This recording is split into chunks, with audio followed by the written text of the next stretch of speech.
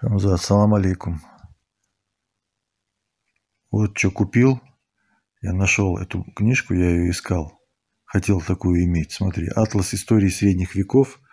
Главное управление геодезией и картографией МВД СССР». То есть Министерство внутренних дел СССР. Это видео было такое уже в интернете, ходило про Чечню. Но я захотел такую книгу у себя иметь. Смотри, вот 54 год. То есть мы еще в высылке. Когда мы еще враги народа, нас ненавидят. И в этом 54 году выходит этот атлас. Так, вот тут содержание, оглавление. Дальше идут карты. Все, карты, карты, карты. И вот последняя карта. Сейчас я тебе покажу. Последняя карта. Вот.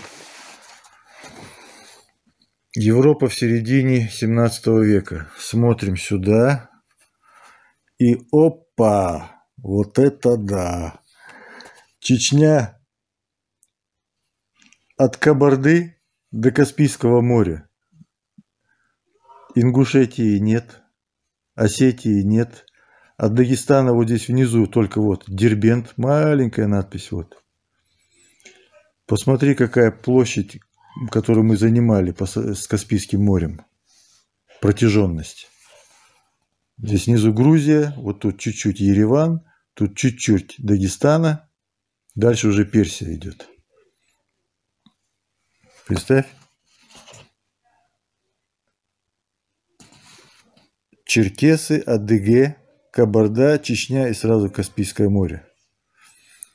Типа того, короче.